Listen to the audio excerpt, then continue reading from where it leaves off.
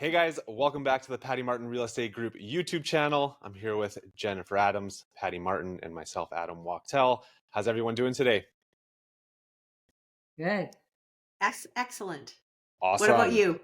I am doing well. It's Good. another month of real estate. We've had a wild ride through April. We also have some new rules and changes in the ever evolving real estate market. So last month, it was tenancy landlord relationships and rules and things like that that are hmm still coming out.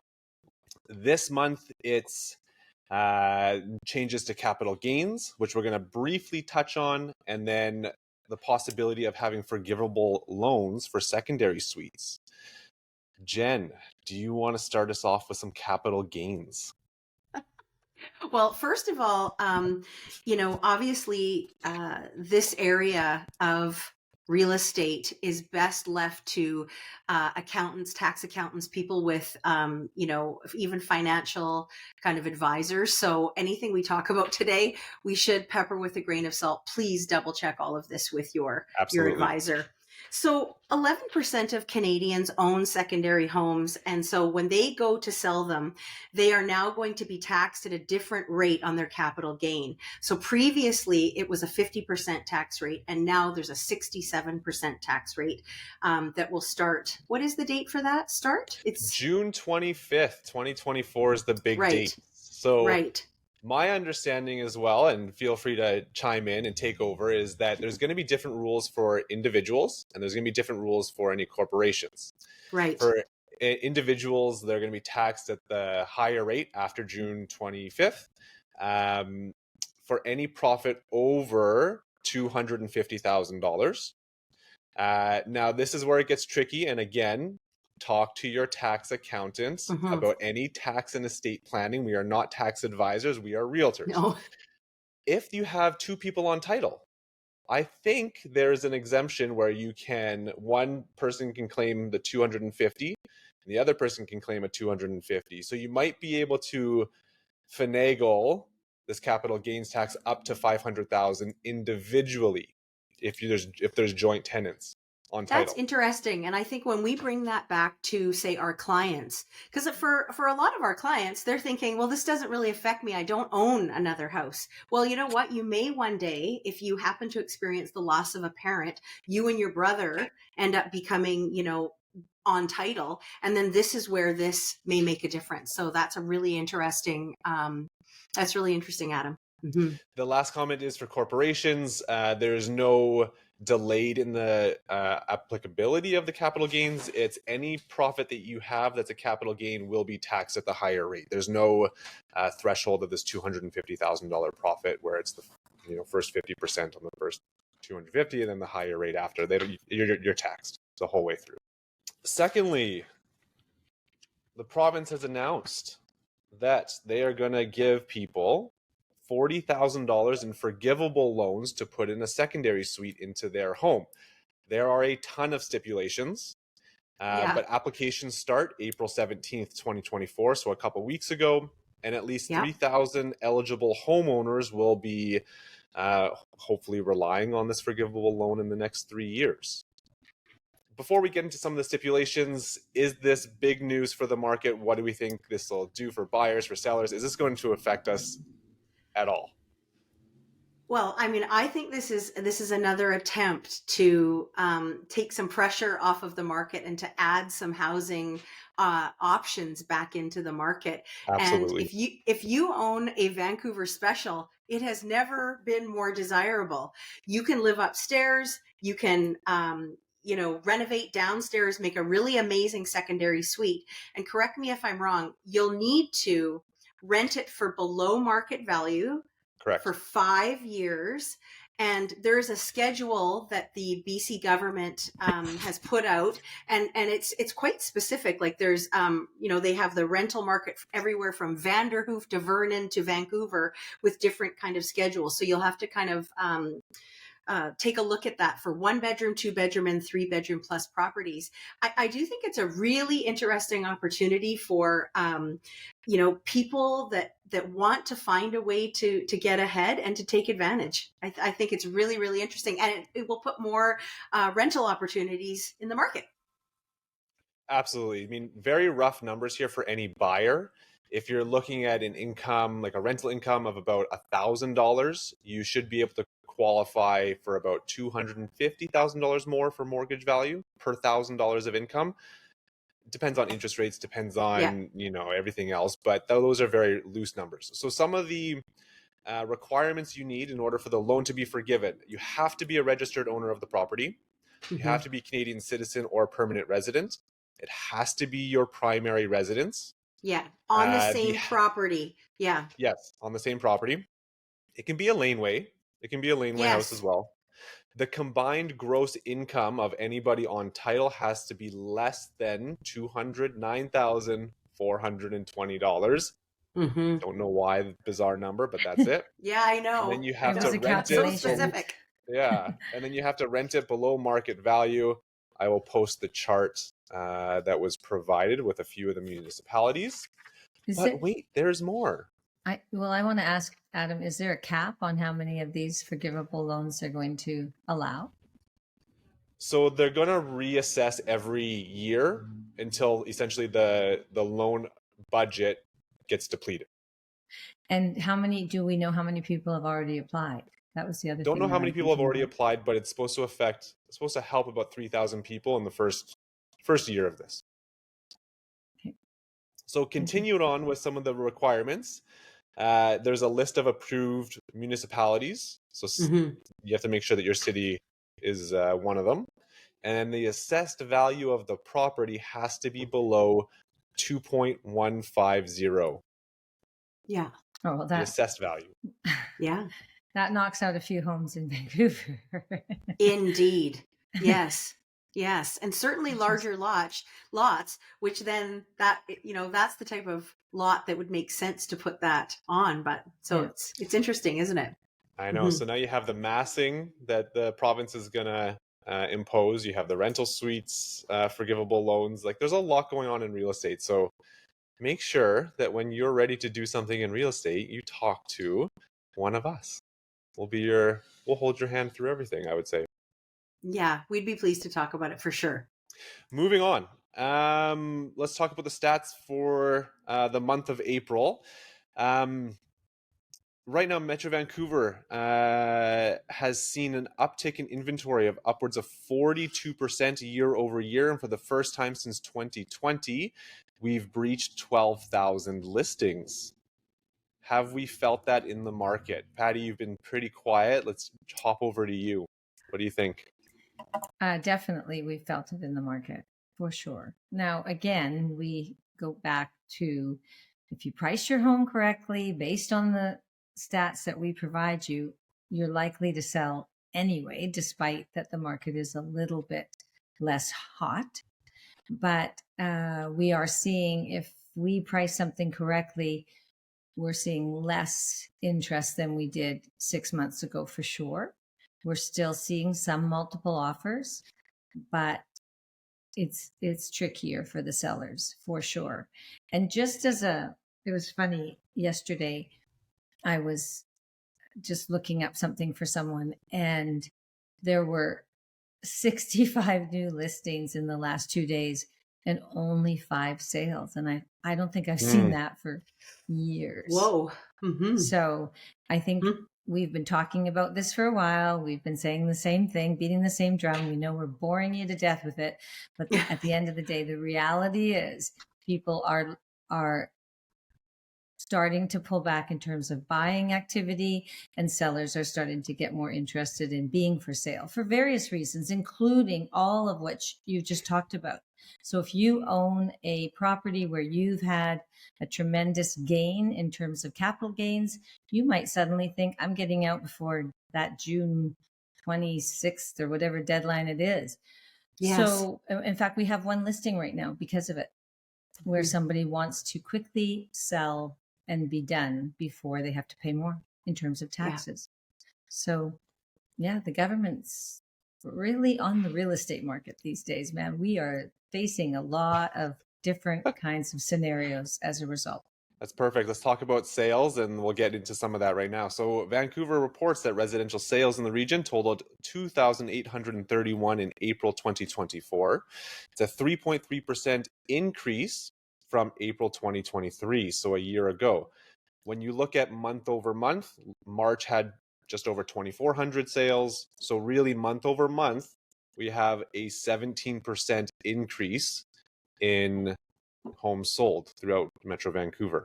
Talk to me a little bit about why buyers are still motivated to buy.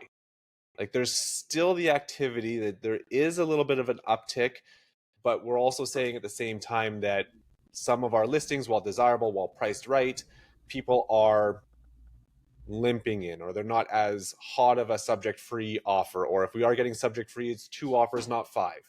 Can you guys comment on that? You want to go, Jen? Well, I mean, the first thing I would say is the reason why we still see people buying is because we all need a roof over our head, and we know how expensive rents are. So to put that into the forced savings vehicle of real estate is one of the best long-term moves. The earlier you can get in, the better off you're going to be. Why are we seeing less competition? That's a very nuanced answer. Are realtors assisting their clients in pricing properties more realistically? Because we often know if they really underprice it, oh, great, then they had 20 multiple offers. Well, they also priced it $300,000 under asking. Of course, someone was going to write on it thinking they could get it for that really low amount. But so it's quite a nuanced answer. I'm interested to hear what Patti has to say about it. Well, for me, the buyers are coming because the parents of said buyers are interested in hedging the bets of their kids.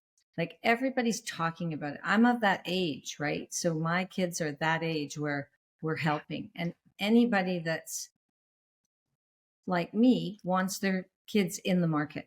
And so maybe they're selling and taking some money off the table so they can help. Maybe they're borrowing against their house on a line of credit. But we're seeing a lot of that. We just had one 2 days ago where the mom is on title, the dad might come on title, the money's all coming from them. It's just what's happening. And people are really thinking about it in terms of estate planning. I think they're thinking, I'm going to help my kid now rather than wait until I die for them to be a homeowner. I think it's a good idea. No doubt. I support it 100%. And I'm glad that people are thinking about it. Yeah.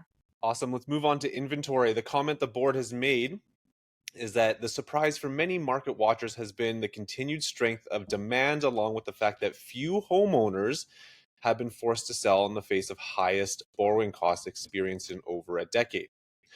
So as we're talking about listings have started to climb. Newly listed homes on the MLS reached just under 7,100. It's a 64.7% increase compared to April 2023. When we look at month over month from March to April, we really have a 29.5% increase in homes newly listed to the market. Are we seeing yet? I mean, the board has just come out and said there's not a huge rush for sellers to get onto the market. They're not forcibly putting their homes on the market because of any duress. What's the reason for homeowners to get onto the market now if there's not a ton of activity? Well, one of them is that their interest rate is coming due and their payments are significantly changing. And that's going to happen more and more in the next 6 to 12 months, right? There's a lot of people that were hanging on with pretty low interest rates. I've got a stepson who has a 2.2% mortgage. That reality will hit hard when that expires, right? So, and I think people are thinking about it. And some people are not thinking about it and then get caught, right? So, it's not unusual for us to see sometimes where people simply can no longer afford the lifestyle and have to make a move because of that. That change has created too much hardship for their family. Perfect. The total number of properties currently listed on the MLS system is 12,491. It's a 42% increase from a year ago. And again, if we're looking at just month over month inventory changes, it's an 18.4% increase in total inventory on the market. This leaves us with about 4.4 months of inventory. So is 12,000 homes for sale? Is that a lot of listings for all of Metro Vancouver? It's still low. Yeah, I don't think that's a scary number if you're considering selling. Like I think that we anticipated this because we thought that we were really severely under inventoried as we rounded the corner into 2024, and we knew that this was going to happen. So, sales are like, things are still selling. They're not keeping pace with the inventory coming on, but we are still seeing activity.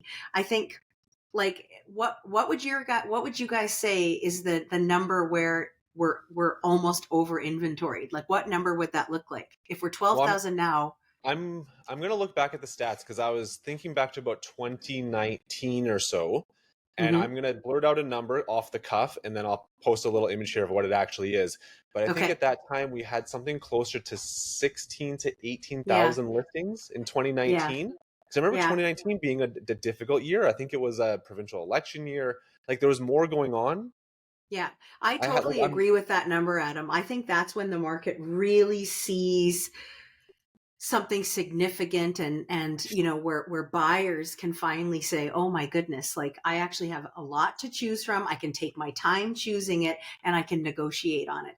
But like, at this 12,000 level, I don't really think they can. I think it's still, they're looking for the unicorn. They look for the one that's been well maintained and is in a good location. And at 12,000, I think it's still tipped a little bit toward the seller.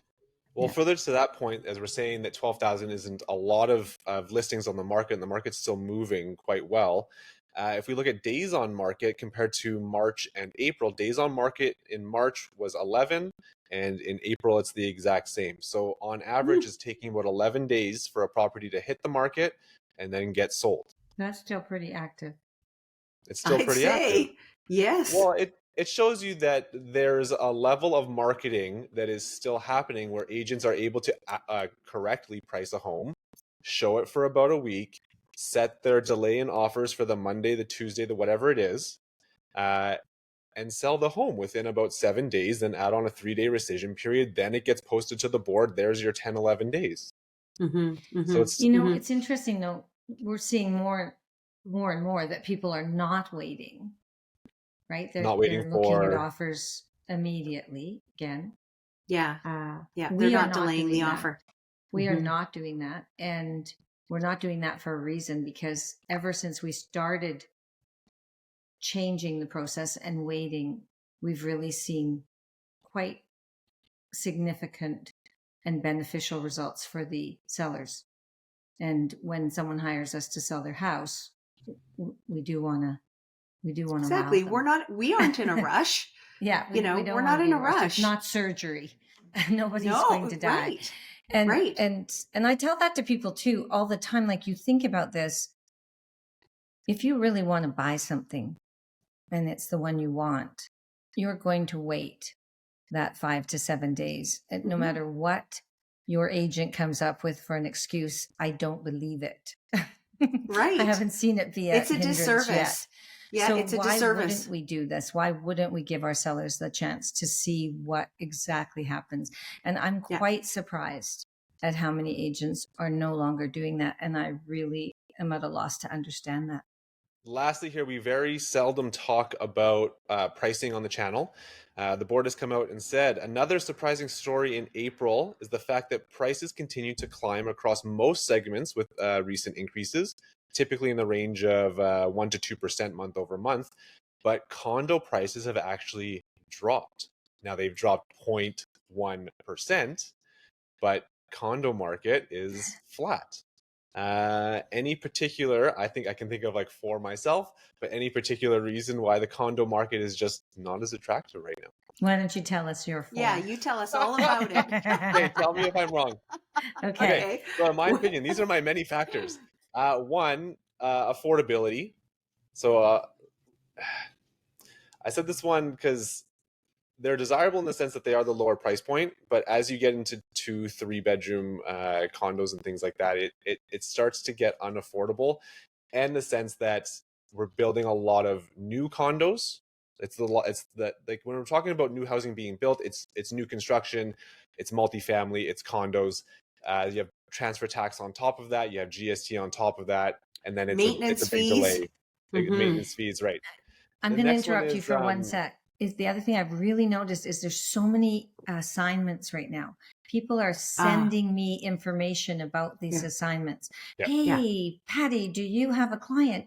And I'm thinking, what's going on here? And then I look at the towers at Richmond and I look at the towers in Vancouver and I think people are getting out before they close. So They don't want to be a landlord anymore because the government's making it too difficult. And B, they're worried about capital gains. Yes. So that was my next point. I have landlords selling. I stole your thunder. Sorry. No, that's perfect though, because I actually didn't think of the assignment side of it. Like it's in my inbox every day, but I didn't think of it. I just thought about it. I thought about it from the point of view of landlords now. They probably put down 10 to 20%. The cash flow doesn't work because you need 40-50% to make it make sense. Capital gains taxes, new tenancy rules. Like it's almost an undesirable investment unless it's held long term. But the assignment thing is very true, right? You have to put 40-50% down, and now you have all these extra headaches. Yeah. Number 3, that just be increased inventory. So you have more inventory, more to choose from, slower sales, more negotiating. And then lastly, we've already said it, the increase in capital gains might hold some people off, contribute to more inventory. They are trying to slow our market down, and it is slowly working. Yeah, they're trying to give people more options for housing, and it is slowly working. So we'll see where this goes. We'll see. I'm not sure I agree that it's changed. I'm not sure I'm agreeing about that there's more options as a result of this mucking. I'm not sure I agree with that. Time will tell. I think there's a lot of political grandstanding so that it sounds like we're doing something. Aren't we great? I'm not sure what they're doing is really helping. And we discussed that last month. There's some really weird ideas about what people are doing, when they're buying and fixing things up. That still bothers me a great deal because you've taken employment away from someone, and you've taken the opportunity for a nice young couple to buy something and build that renovation cost into their mortgage. That to me seems absolutely ridiculous for the government. Yeah, you're referring to the flipping tax. Yes. Yeah. Awesome, guys. Any last words of wisdom? Always like to end off with a little tidbit from some seasoned realtors. Buy and sell in the market that's right for you, and price your home correctly. Make sure you get good advice, and never be in a hurry. We've got lots of time to take care of it. Yeah. And with this little bit of inventory creeping up, put the subjects in there, take that time, do your due diligence, and find a great home. But definitely give us a shout. Yeah. Love it. If anybody from this audience has a friend or family member that thinks they could benefit from any one of these videos, please share it. Reach out to us directly, have a conversation with us. We'd love to take you for coffee. We're approachable, we're friendly, we want to help. We're always here.